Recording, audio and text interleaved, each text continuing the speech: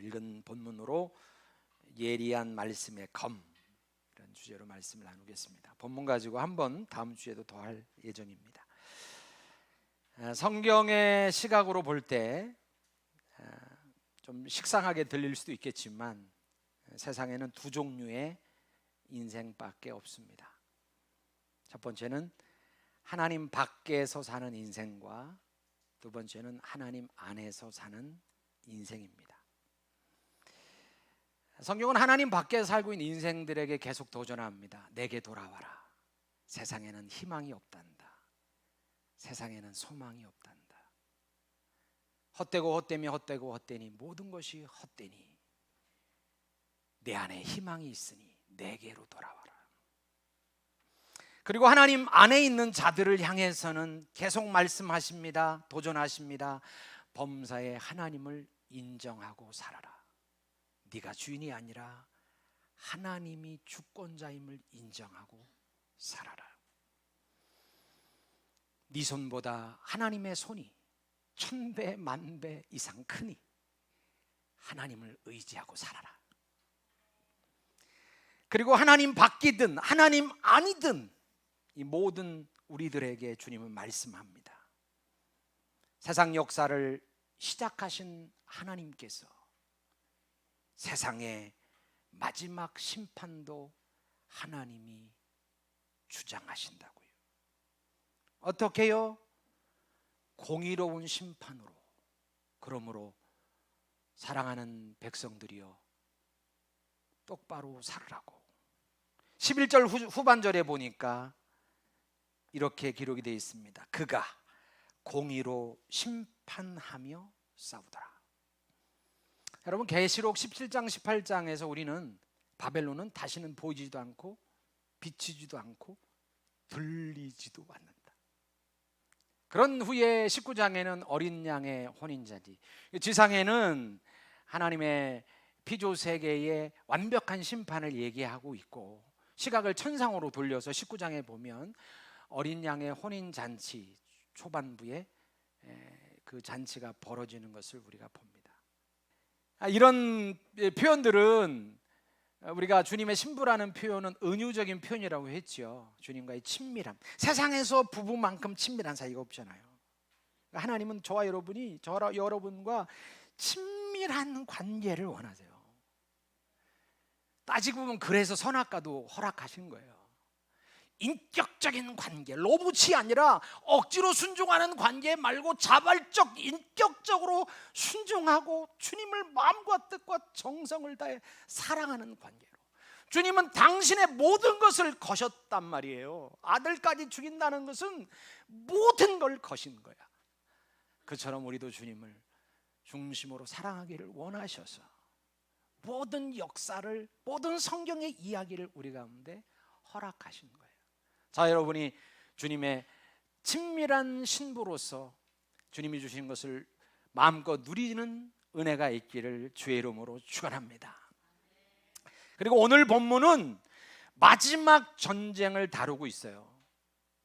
그러니까 계시록의 기록 자체가요, 연대기적인 기록이 아니에요. 시간적인 기록이 아니에요. 7재앙, 3대 7종 재앙도 시간적인 게 아니라고 했잖아요. 계속 반복적인 표현들인데 심판은 반드시 일어난다. 가장 중요한 핵심 코어는 거기에 있어요. 심판은 일어날 거야. 그것이 진리이기 때문에 우리 가운데 계속 반복하는데, 오늘 본문에도 다시 악이 심판되는 이야기가 나와요. 진작 바벨론은 진작 보이지도 들리지도 비치지도 않는데 또 악이 심판된다는 거예요. 그러니까 성경 요한계시록이 연대기적으로 기록되지 않았다는 증거입니다. 14절을 한번 봅니다. 하늘에 있는 군대들이 희고 깨끗한 세마포 옷을 입고 백마를 타고 그를 따르더라.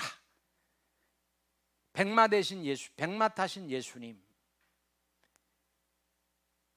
총사령관 되시는 예수님과 그를 따르는 하늘의 군사들, 천군 천사들, 이들과 악의 무리, 땅에 있는 바다에서 올라온 짐승, 땅에서 올라온 짐승과 일전을 치르는 거예요. 일전을. 성경에 대해서 관심이 많으면 이게 굉장히 재밌는데 우리 몇 분만 빼놓고는 다들 하품을 짓는 것 같아요. 자, 19절을 보세요. 19절. 또 내가 보매 그 짐승과 땅의 임금들과 그들의 군대들이 모여 그 말 탄 자와 그의 군대와 더불어 전쟁을 일으키더라. 그죠? 하늘의 군대, 예수와 하늘의 군사와 이 땅의 짐승을 비롯한 세상의 세력들이 전쟁을 벌이고 있는 거예요. 20절. 짐승이 잡히고 그 앞에서 표적을 행하던 거짓 선지자도 함께 잡혔으니, 짐승과 거짓 선지자는 바다에서 나온 짐승과 땅에서 올라온 짐승을 상징하는 표현들이라겠죠. 세상을 상징하는 그런 표현인데, 이는 짐승의 표를 받고 그의 우상에게 경배하던 자들을 표적으로 미혹하던 자라. 이 둘이, 바다에서 올라온 짐승, 땅에서 올라온 짐승, 오늘 성경에는 짐승과 거짓 선지자, 이 둘이 산채로 유황불 붙는 못에 던져지고, 그러니까 유황불 붙는 못이라는 것은 지옥을 상징하는 표현이죠. 지옥에 던져진다는 것이죠. 21절. 그 나머지는, 신학자들은 이구동성으로 땅에 있는 사람들, 하나님을 믿지 않는 불신자들이라고 말합니다. 그 나머지는 말탄 자의 입으로부터 나오는 검의 죽음에 모든 새가 그들의 살로 배불리더라. 유대인들은 시체를 굉장히 부정하게 생각합니다. 유대의 문화로 볼 때 이런 표현은, 새들에게 먹이가 된다는 표현은 아주 비참한 죽음을 말하는 거예요. 이건 말도 못하는, 시체도 치우지 못하고 시체를 잘 수습해서 땅에 묻어야 될 거 아니에요. 그런데 시체를 수습도 못하고 하늘의 새들이 다 시체를 쪼아 먹는다는 거예요. 그러니까 비참한 말로를 경고하고 있는 거예요. 15절을 보세요. 15절. 그의 입에서 예리한 검이 나오니 그것으로 만국을 치겠고 친히 그들을 철장으로 다스리며 또 친히 하나님 곧 전능하신 이의 맹렬한 진노의 포도주 틀을 밟겠고, 만국을 친다는 표현이 나오는데 사단에게 포로된 세상 전체를 의미하는 거예요. 만국, 사단에 포로된 온 세상을 하나님이 심판하겠다, 그 말이에요.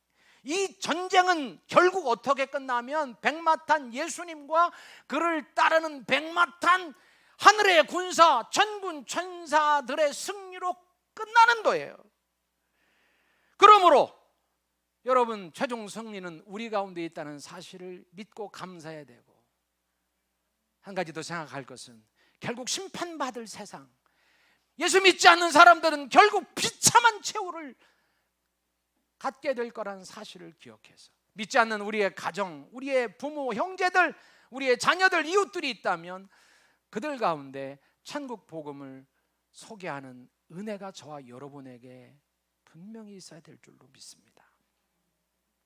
여러분, 전쟁에서 이길 수밖에 없는 이유는 예수님에게 이유가 있기 때문인데, 오늘 본문이 예수님을 어떻게 묘사하고 있는지 여러 가지 표현들이 있습니다. 한번 살펴보겠습니다.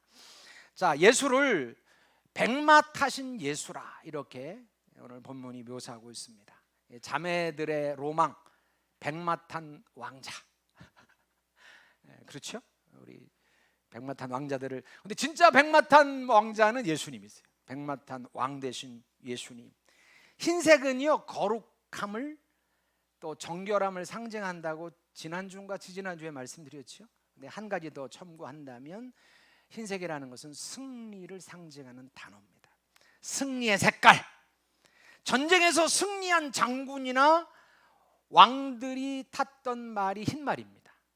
개선 장군들, 승리한 왕들은 자기의 나라로 입성할 때, 다시 돌아올 때 백마 타고 왔습니다. 전쟁에 패배하면 흑마를 타고 오고, 승리하면 백마를 타고 왔던 것에 기인하는 것이죠. 계시록 6장 2절에도 백마를 탄 사람 이야기가 나오는데, 거기에는 어떻게 되어 있냐면 활을 가졌고 이기고 이기려 하더라, 이렇게 되어 있어요. 거기서 나오는 백마 탄 사람은 예수님이 아닙니다. 그래서 코스프레 하는 거죠. 짝퉁, 하나님 흉내 내는 것이죠. 예수님은 화살을 갖지 않으세요. 하나님은 화살을 들지 않아요. 성경에 화살을 든 자는 마귀예요. 그래서 그 마귀가 쏘는 믿음의 방패, 화살을 막는, 화전을 막는 믿음의 방패를 가지라. 에베소서는 그렇게 말하고 있거든요. 주님은 뭐를 갖고 있어요? 검을, 양쪽으로 베려진, 예리하게 베려진 검을 갖고 계신 분이 예수님이세요. 그러니까 활을 갖고 있다는 것은 예수님을 말하는 게 아니고 이기고 이기려고 하더라. 예수님은 이기려 하는 분이 아니에요. 이미 이기신 분이죠. 할렐루야. 승리의 예수님을 찬송합니다.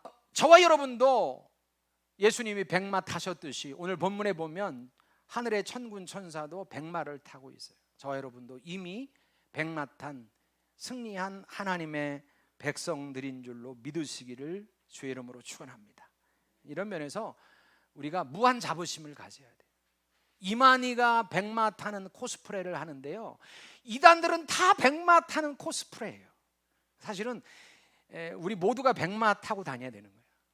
우리가 다 승리자고 우리가 성공자이기 때문에 그렇습니다. 자, 14절을 보면 하늘에 있는 군대들이 희고 깨끗한 세마포 옷을 입고 뭐를 타고? 백마를 타고 그를 따르더라. 하늘 군대를 부리시는 분이 누구예요? 예수님이세요. 천사 하나가 아수르 군사 18만 5천 명을 하루아침에 몰살을 시켜버렸어요. 천사 하나가 18만 5천 명만 몰살시킬까요? 아마 천사 하나로 모든 게 다 될 거요. 요한계시록 20장에 보면 천사 하나가 무적행의 문을 열고 닫아요. 마귀를, 디아볼로스, 사탄, 옛뱀, 옛용, 그 마귀를요 무적행에 넣었다 뺐다 한단 말이에요, 천사 하나가. 그런데 예수님이 누구를 데리고 다녀요? 천군 천사를 동원하세요. 하나로 그만한 능력이 있는 천사인데 예수님의 승리를 말씀하고 있는 것이에요. 예수님은 여호와 체바오트예요. 만군의 하나님, 만군의 여호와이신 거예요. 그분이 그러니까 이길 수밖에 없는 거죠. 12절을 봅니다. 그 눈은 불꽃 같고 그 머리에는 많은 관들이 있고 또 이름 쓴 것 하나가 있으니 자기밖에 아는 자가 없고. 그 눈이 불꽃 같다는 것은 불꽃 같은 눈으로 졸지도 주무시지도 않으면서 우리를 보호하시고 인도하실 뿐만 아니라 악을 감찰하세요. 불꽃 같은 눈으로 죄의 악을 감찰하세요. 그리고 결국 심판하실 거예요. 그 머리에는 많은 관들이 있다 그랬지요. 왕들이요 고대 전쟁에서 승리하면 그 적의 왕의 왕관을 뺏어옵니다. 그리고 그 왕관을 머리에 쓰고 다녔다는 거예요. 그러니까 과거에 실제로 있었던 그런 습성, 그런 문화를 묘사하고 있는 것이지요. 만왕의 왕 되시고 16절에 보니까 만주의 주 되신 예수님이 결국 승리의 주님으로 온 세상을 다스리신다는 것을 우리 가운데 말씀하고 있습니다. 13절에 보니까 또 그가 피 뿌리는 옷을 입었는데 그 이름은 하나님의 말씀이라. 피 뿌린 옷은 어린 양 대신 예수님이 십자가에서 죽을 때 흘린 피가 아니고 여기서는 전쟁 이야기입니다. 전쟁 용사 대신 우주의 총사령관께서 싸우다가 적의 피가 묻은 거예요. 승리를 지금 뜻하는 표현들인 겁니다. 15절입니다. 15절 같이 읽을게요. 시작. 그의 입에서 예리한 검이 나오니 그것으로 만국을 치겠고 친히 그들을 철장으로 다스리며 또 친히 하나님 곧 전능하신 이의 맹렬한 진노의 포도주 틀을 밟겠고. 그분의 손에는 뭐가 있어요? 철로 된 쥐봉, 철장을 들고 계시고, 그것은 통치권을 상징하는 표현이고요. 맹렬한 진노의 포도주를 밟으시는데 이 표현들이 다 승리의 표현들이에요. 다 밟고 짓밟고 부서뜨리는 철장을 갖고 있고 다 승리의 표현들이고요. 그분의 무기를 보니까 입에서 나오는 예리한 검이래요. 예리한 검. 이게 뭐를 말해요? 하나님의 말씀을 말해요. 자, 오늘의 핵심입니다. 오늘 주님의 입에서 나오는 하나님의 말씀, 이것을 가지고 말씀을 잠시 나누겠습니다. 에베소서 6장 17절에 보니까 구원의 투구와 성령의 검 곧 하나님의 말씀을 가지라. 그러니까 예리한 검은 하나님의 말씀을 말합니다. 여러분에게 묻습니다. 여러분은 예리한 검을 갖고 있습니까? 아니면 여러분이 갖고 있는 것은 둔한 검이십니까? 제가 시골 출신이라 이 칼하고 이 낫을 잘 갈아요. 저보다 잘 가는 분이 있어서 잘 간다고 하면 좀 그렇지만 어지간히 갈아요. 근데 이걸 잘못 베리면요, 제대로 나무가 잘리지도 않고 풀을 벨 수도 없어요. 집에 있는 부엌칼도 잘못 깔면 고기도 못 썰어요. 잘 베리시기를 주의 이름으로 축원합니다. 히브리서 4장 12절, 하나님의 말씀은 주보 보세요. 살았고 운동력이 있어 좌우의 날선 어떤 검보다도 예리하여 혼과 영과 관절과 골수를 찔러 쪼개기까지 하며 또 마음의 생각을 감찰하시나니. 하나님의 말씀은 어떤 검보다도 뭐가 돼요? 예리한 검이래요. 그래서 모든 관절과 골수와 모든 걸 다 찔러 쪼개기에 부족함이 없는 거예요. 영과 혼과 관절과 골수를 찔러 쪼개기에 부족함, 모든 것을 타파하는 능력이 있어요. 말씀으로 세상을 창조하신 분이 말씀으로 세상을 심판할 거예요. 다시요, 말씀으로 세상을 창조하시는 분이 당신의 말씀으로 세상을 심판한다고 오늘 말씀하는 거예요. 하나님 말씀이 진리기에 진리가 아닌 것, 영원짜리가 아닌 것, 천국적이지 않은 것은 심판당할 거예요. 다시요, 하나님이 말씀으로 천지를 창조했기 때문에 말씀으로 천지를 마지막에 심판하는데, 하나님적이지 않은 것, 진리적이지 않은 것, 영원하지 않은 것을 심판한다는 것. 과연 나는 진리를 따르고 있는가, 말씀을 붙잡고 있는가를 고민하셔야 되는 대목입니다. 예레미야 23장 29절, 여호와의 말씀이니라 내 말이 불같지 아니하냐, 바위를 쳐서 부서뜨리는 방망이 같지 아니하냐. 주님은 결국 말씀으로 창조한 세상을 불같은 말씀으로, 모든 것을 부서뜨리는 방망이 같은 말씀으로 심판하신대요. 리얼리, 레알. 진짜 이걸 믿으셔야 되는 거죠. 수도 없이 하나님의 말씀이 심판과 구원에 대한 말씀을 나누고 있습니다. 성경은 구원의 책입니다. 그런데 구원은 어떻게 이루어지냐면 악의 심판이 선제됩니다. 하나님을 반역한 사단의 무리, 그리고 그를 붙쫓았던 666 마크를 받았던, 악과 타협하고 살았던 땅의 사람들, 이 사람들이 모두 심판의 대상입니다. 그 안에 저와 여러분이 있을 수 있습니다. 여러분, 하나님 말씀을 진지하게 받아들이시기를 축원합니다. 수도 없이 많은 심판의 말씀은 반드시 실현될 거예요. 공갈이 아니에요. 실제입니다. 성경에도 말씀을 겸허히 받아들이지 않다가 망한 인간이 너무 많아요. 바로가 대표적입니다. 하나님이 모세를 보내서 내 백성을 보내라. 바로가 어떻게 했습니까? 콧방귀 꼈습니다. 웃기는 소리하고 하나님의 말씀을 업수히 여깁니다. 10번의 재앙에 떨어지는 그 내내 하나님 말씀을 받아들이지 않습니다. 결국 어찌 되었습니까? 애굽의 온 나라가 완전히 쑥대밭이 됐고, 바로의 아들이 장자가 죽게 됐고, 그리고 이스라엘 백성을 추격하다가 홍해에서 그는 수장되고 맙니다. 유다의 16번째 왕이 우리가 잘 아는 요시야 왕입니다. 전무후무하게 하나님 말씀을 사랑했던 왕.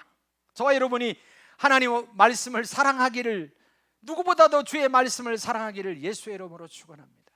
그런데 그 아들들은요, 다들 망난이었습니다.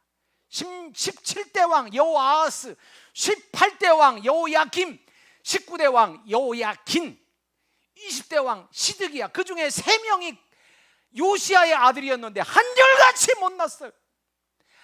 부부의 신앙이 좋다고 아들의 자녀의 신앙이 좋은 게 아니에요. 저와 여러분의 자녀의 신앙이 우리의 신앙을 계승하고, 아니 우리 신앙보다 더 좋아지기를 간절히 축복합니다. 저는 진짜 소원합니다. 제 아이들의 신앙이 저를 능가했으면 좋겠어요. 저는요, 제가 일대거든요. 예수를 처음 믿었어요, 집안에서. 근데 예수 믿으면서 뭐 제대로 제가 누구한테 배운 것도 없어요. 물론 신학교 가서 배웠습니다만, 예수 믿다 보니까 교회 안에도 세상이 너무 많이 들어와 있어요. 그걸 가르쳐주는 사람이 별로 없었어요.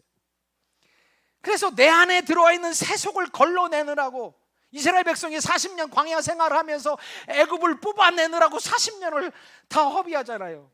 제 산 인생은 그냥 애굽을 뽑아내느라고 허비한 인생 같아. 근데 제 자녀들은 제 어깨 위에 설 수 있다고 생각합니다. 저랑은 다른 신앙의 베이스를 갖고 있어. 지금은 현찮아 보여도 나중에 제 나이가 되면 저보다 월등한 신앙을 갖기를 소망해 봅니다. 우리의 모든 자녀들이 부모의 신앙을 능가하는 멋진 신앙의 자녀들로 세워지기를 예수의 이름으로 축원합니다. 요시야는요, 전무후무하게 말씀을 사랑했어요. 하나님 말씀이 자기에게 비춰질 때 울었어요. 가슴을 치며 머리를 쥐뜯으면서 머리에 재를 뒤집어 쓰면서 울었다고요. 그런데 17대 왕 여호야김은, 아니 18대 왕 여호야김은 그 말씀이 읽혀질 때, 하나님의 말씀이 읽혀질 때 어떻게 했어요? 면도칼로 두루마리 성경을 쪽쪽 찢어서 화롯불에 던져요. 성경은 묘사하지 않지만 제가 그 모습을 지켜보니 콧방구를 꿨어요. 말도 안 되는, 이 시대에 이게 맞는 말씀이야 이게? 콧방구 끼면서 하나님의 말씀을 업수히 여겼어요. 여호야김의 말로가 어땠는 줄 아십니까? 바벨론 왕 느부갓네살에게 잡혀가서 비참하게 그는 처형을 당하고 말았습니다. 축복합니다. 하나님 말씀을 진지하게 받아들이시기를 예수의 이름으로 축원합니다. 에베소 6장 17절에 보니까 성령의 검 곧 하나님의 말씀을 가지라.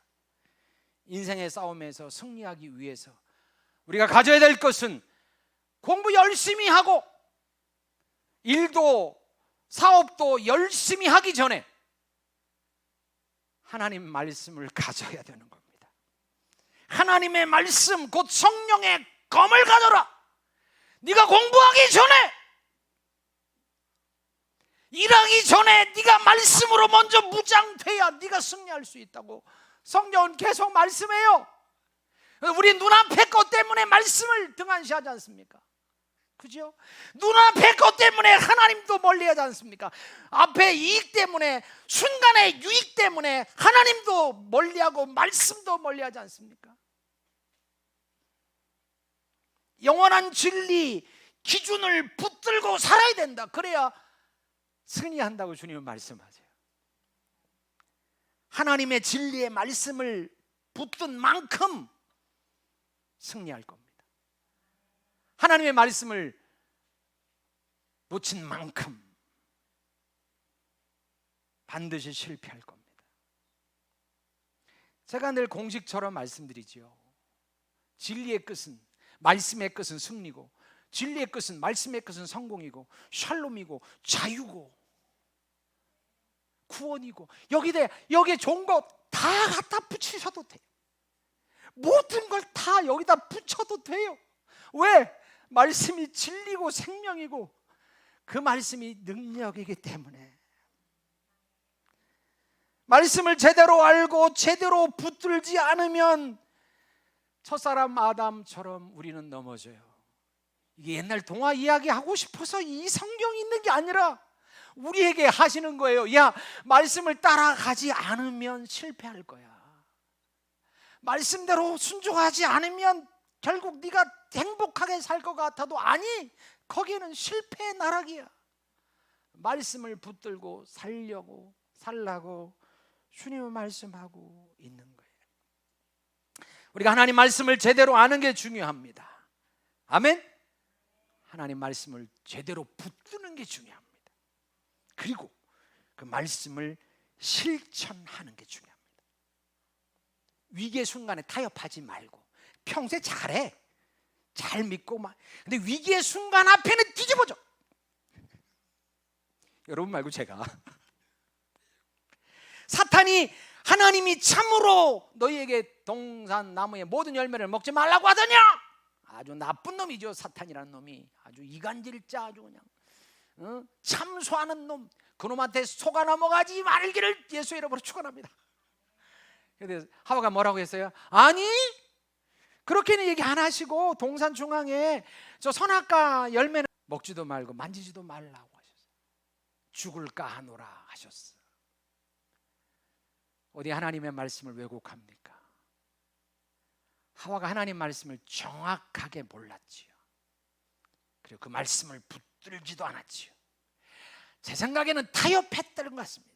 그 순간에 그 나무를 보니까 보암직도 하고 먹음직도 하고 탐스럽기도 한지라 그 순간에 유혹의 말씀을 내려놓고 타협한 거죠. 우리도 얼마든지 그럴 수 있습니다. 말씀을 알기는 하는데 정확하게 몰랐어요. 순간의 유익 때문에 하나님 말씀을 저버리고 타협한 겁니다. 홀라당 선악과를 따먹어요. 저 여러분이 하나님 말씀을 분명하게 알고 어떤 일이 있어도 타협하지 않는 은혜가 있기를 축원합니다. 그러나 두 번째, 아담으로 오신 예수님은 다르셨어요. 그분은 말씀을 분명하게 알고 계셨어요. 그리고 그 말씀을 분명하게 붙드셨어요. 절대 타협하지 않으셨어요. 예수님이 40일 금식하실 때 사탄에게 똑같은 유혹을 받습니다. 보암직도 먹음직도 탐스럽기도 한 유혹을 받습니다. 육신의 정욕, 안목의 정욕, 이생의 자랑이라는 세 가지 시험 문항을 그분도 받습니다. 그러나 아담처럼 넘어지지 않았습니다. 주님은 정확한 말씀을 갖고 계셨고 정확한 말씀으로 기록하였으되 하나님 말씀을 가지고 정확하게 마귀를 쫓아냅니다. 우리가 인생에서 진정 갈고 닦아야 될 것이 있다면 첫 번째가 하나님 말씀입니다. 하나님 말씀을 예리하게 다듬으시기를 축원합니다. 아까도 말씀드렸지만 거미 둔하면 아무것도 못 잘라요. 고기 하나도 못 잘라요. 공부의 칼도 잘 갈아야 됩니다. 학생이 학교 다니면서 열심히 공부의 칼을 갈아야죠. 직장인이 사업하는 사람은 열심히 일을 연마하고 열심히 최선을 다해서 노력해야 되죠. 그래야 100년 동안 잘 살 수 있지 않겠습니까? 그러나 하나님의 말씀은 영원한 우리의 기준입니다. 영원히 잘 살 수 있는 그것이 바로 하나님의 말씀입니다. 영혼의 질을 결정하는 칼, 영혼의 성공과 승리를 결정하는 칼이기에 하나님의 말씀이 너무 중요하고 저 여러분이 그 말씀을 잘 갈고 닦으시기를 주의 이름으로 축원합니다. 유대인들은요, 유대인 교육 방식을 보면 오전에는 성경 가지고 공부했습니다. 오전에는 전부 다 성경입니다. 오후는 세상 학문을 했습니다. 하나님 말씀이 인생의 기초로 쌓은 거죠. 진리가 기초에 쌓여 있으니 얼마나 파워풀하겠습니까? 인생이 얼마나 파워풀할까요? 그들이 세계의 경제와 정치를 주무르고 있다는 사실을 아십니까? 세계의 물질의 아마 많은 퍼센테이지를 유태인들이 장악하고 있을 겁니다. 노벨 문학상은 유태인들이 가장 많이 차지하는 상입니다. 그 소수민족이 하나님을 아는 지식이, 하나님 말씀의 능력이 그런 역사를 이루었다라고 저는 생각합니다. 학생은 성경 읽고 공부하고, 적용입니다. 학생은 성경 읽고 공부하고. 원종수 권사 간증을 간혹 하지만 그분은 고등학교 때부터 그랬답니다. 예수 믿는, 고등학교 1학년 때 예수를 믿었다고 알았는데 중학교 때 늘 어디였습니까? 예수 믿고 나서 수학 공부하기 전에 성경 한 장 읽고 수학 공부. 주여 지혜와 지식의 신이여 저에게 탁월한 머리를 주옵소서. 성경 한 장 읽고 수학하고, 성경 읽고 영어하고, 성경 읽고 국어 공부하고, 그렇게 하시기를 주의 이름으로 축원합니다. 직장생활하는 분들은, 일하는 분들은 직장에서 성경 읽고 일하면 이건 잘릴 수 있으니까 아침 저녁 조석으로 성경 읽고 낮에 일하고, 성경 읽고 일하고, 이러시기를 주의 이름으로 축원합니다. 그렇게 살아갈 때 진리의 말씀의 방향이 승리의 방향이고, 그 방향이 성공의 방향이기에 저와 여러분도 유대인처럼 성공적인 인생을 살아갈 수 있을 거라고 생각합니다. 이 시간 우리가 말씀을 가까이 하기로 결단하기를 축원합니다. 신앙생활을 그래도 5년 10년 했는데도 성경을 한 번도 못 읽었다면 회개해야 됩니다. 다른 때 하지 말고 오늘 성경 읽으라고 할 때 이 시간에 저와 여러분이 결심했으면 좋겠습니다. 앞으로 1년에 1독은 내가 성경 일독하리라. 성경 일독 안 한 분들 많이 있죠? 우리 집사님들 중에 손 들어 보라고 하면 여럿이 들을 것 같아요. 옆 사람에게 인사하겠습니다. 회개하십시오.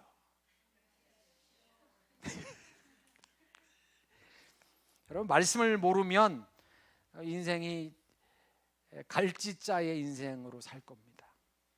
그러다가 세월을 다 보낼 수도 있습니다. 죄의 꿀맛을 실컷 맛보다가 인생을 망친다면 얼마나 우리의 삶이 안타까운 삶이겠습니까? 제가 늘 말씀드리지만 말씀의 방향이 아닌 것은 접기로 결심을 하십시오. 말씀의 방향이 아니야, 진리의 방향이 아니야, 저거 결국 하나님이 심판하실 거야.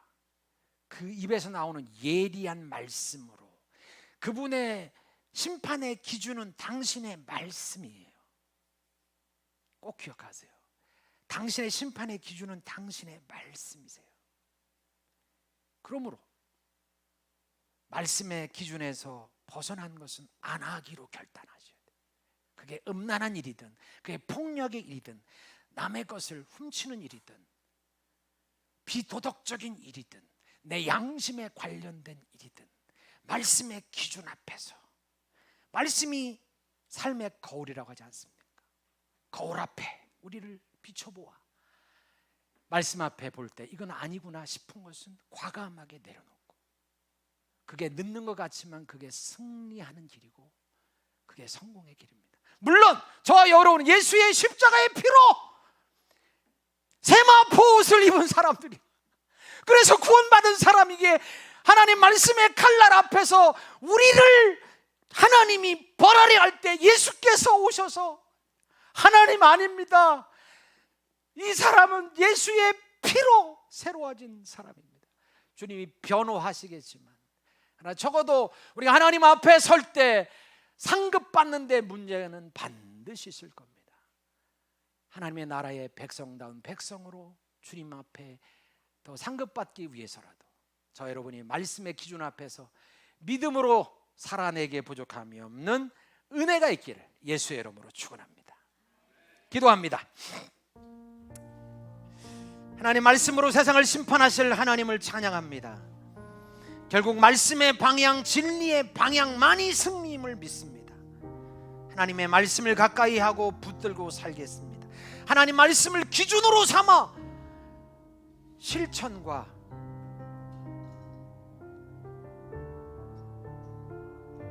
행동의 모든 근거를 삼겠습니다. 이 시간 말씀을 기억하면서 같이 기도합니다.